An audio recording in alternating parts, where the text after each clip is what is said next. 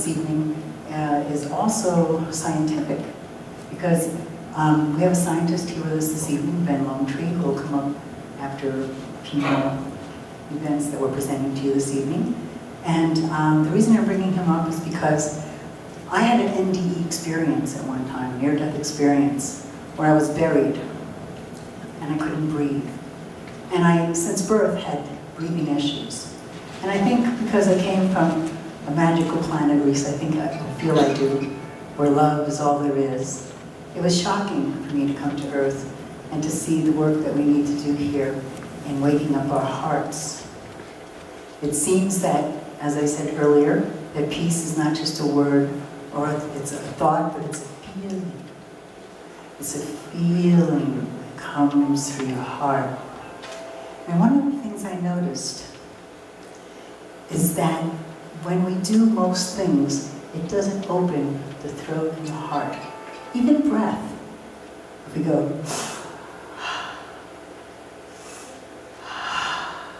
wakes our body up, wakes our mind up.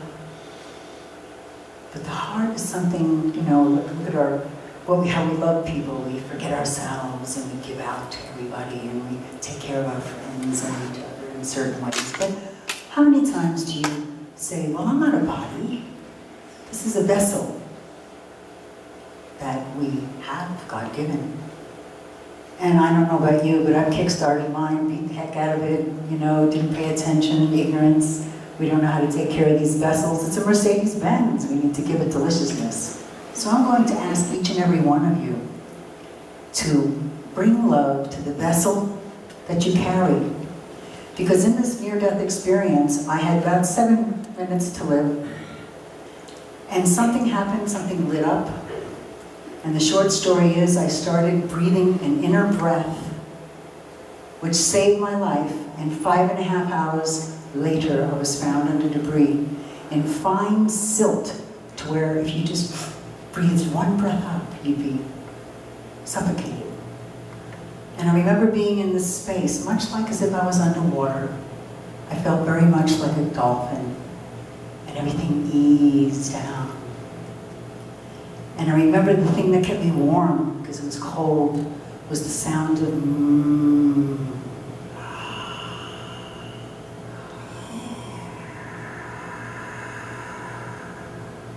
And what I learned in that breath, since I couldn't breathe through my nose and my mouth, was this inner warmth, because it was all within instead of through the nose, and a new space opened up to me. And where that is relevant today is because of a series of years and a series of experiences that, you know, you sort of hit and run. I didn't really know what I was doing. And when I met up with Ben, and I said, Ben, and he'll tell you the longer story of it, of his own experience, I said, can you measure this? Because I had hepatitis B in August of 2010, and I had something that needed to be removed here. And I said, well, I was 63 at the time. I think I put a few miles on this thing. I was probably due to collect a few stamps along the way. And I didn't go to heal it. I didn't drink wheatgrass. But I was working, I would have. But I didn't even have time, because on a special night in August, I lay on my turquoise floor and looked at Alex Gray's painting of the spiritual energy system.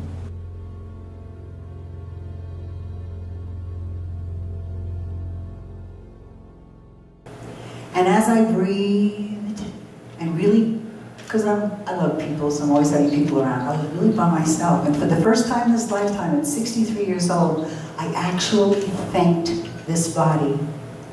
I thanked this body, the feet that danced me into prosperity, the child I bore, the things I did to it, and I apologized. I said, excuse my ignorance. And then all of a sudden, as I thanked the body and really felt it, took that moment to acknowledge this vessel, and then the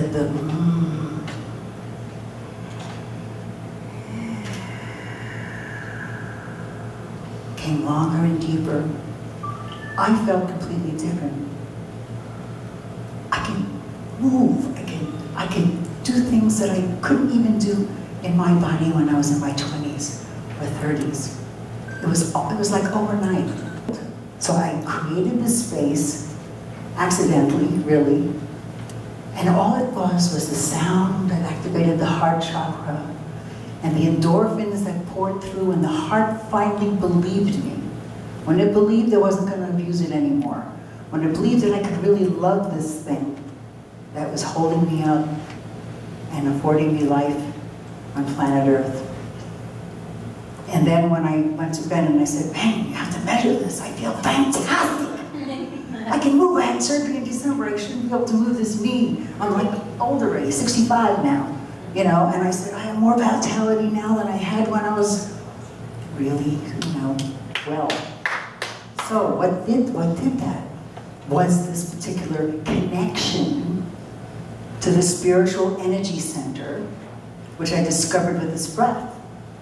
And when Ben measured it, this is what he found. Now, Ben's the guy who came here 12 years ago. He's a scientist that reports as human residence to MIT and NASA.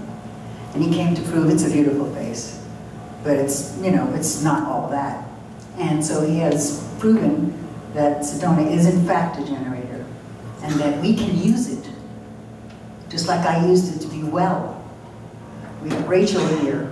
Every time she's in the high vibrational frequency, she's in stage 4 kidney failure. Look at this, come up here. She's like so beautiful. And we're doing an experiment of wellness. So part of what I'm gonna ask you for before we bring Chris back up to do another lovely poem is we're going to ask you in the next segment, we have this song that has Mmmm to it. We're going to ask each one of you to play with us and to really make those sounds, because it makes a resonance that now Ben would verify when I'm in that system of tone and breath.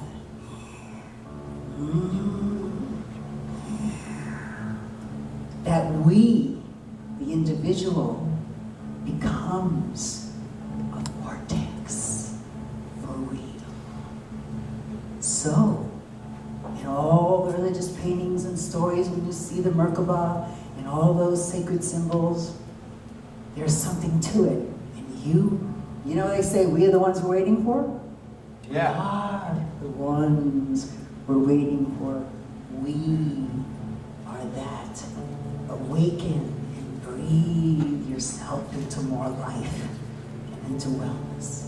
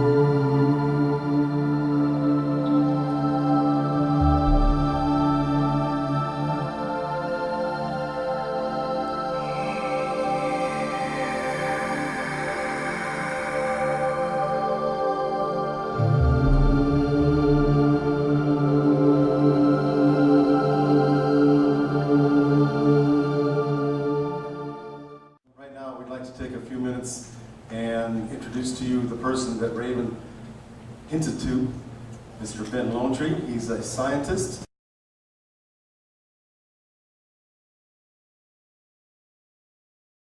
Some odd years ago now, like Raven, I had an NDE. I looked for a lot of answers, and I wanted a lot of reasons to why we're alive. Growing up, I spent a lot of time in the middle of several hundred acres, and it was me and my dog, and basically that's it. So I learned at a very early age to stay connected to the planet and with the planet. That's the base. Let's jump ahead a little bit. If you look at the Earth's magnetic field, and some of you have heard the term the toroid or the torus, our magnetic field is shaped like a torus. There's an outflow, it circles around and flows back into the center, and it just continues like that. The sun also has a magnetic field. As Raven was describing before, so do we. What we call our body, and without talking for an hour, I can't give you the detail on it. This is like a car, it's a vehicle. Our true nature is electromagnetic in origin. Einstein said it best, electromagnetic energy never ceases to exist, it changes form. So, our energy field is in the shape of that toroid. Now, the planet herself has a toroidal shaped magnetic field. That in turn connects and interreacts with the sun's toroidal shaped magnetic field. Our galaxy also has a toroidal shaped energy field. It all interrelates, it all connects. Now, with what Raven does, and she contacted me a long time ago and said, monitor my brain waves and let's see what's going on. And I have to admit, I was extremely skeptical. As skeptical as I was 10 years ago, and I went, yeah, vortex energy, sure. And so we finally did. About 2 months ago, started recording it. And through her breathing, and I'm going to try to keep this up, through her breathing and the toning, the sounding, by monitoring her brain waves, we are actually able to see her change her energy field of her body down through the center of the toroid and back up to the top of the toroid. And she can repeat that at will. It's a cycling that goes on with it. Now, a lot of you have heard the saying, as above, so below. It's the same thing. She is oscillating as above, so below, and making it into the center of the toroid, almost like a zero energy point. That is where a lot of healing takes place. Now let's go over to the brainwave. When I am on a vortex, or anybody else for that measure, and monitoring brain waves, I will find that my brain will go dominant, delta, dominant theta, or dominant alpha. Now, some of you know our 4 brainwave states. When you're in theta and alpha, that's a state of meditation. You're very relaxed, very alert, very meditative. When you're in a state of delta, most of us never hit delta until we're sleeping. That's very, very low in frequency. Technically, we need 2 hours of delta sleep per night to feel rested. And it's very rare any of us get that. I know I don't. But in a vortex, because of the stimulation from the magnetic energy, it'll take me into that state. And it's all, when you go out, there's little flyers on the table, just pick one up and you can look at the website at your leisure. Same thing with Raven, but in an awakened state, she is producing delta, alpha, theta. Delta, alpha, theta. It repeats itself. I've never seen anybody else do that. So in essence, she is able to, where she speaks of becoming the vortex, that's literally true, because the same brain pattern I monitor on her through her breathing and toning, the Mmmm, accomplishes the same thing I have found sitting out in a vortex. So it all interconnects.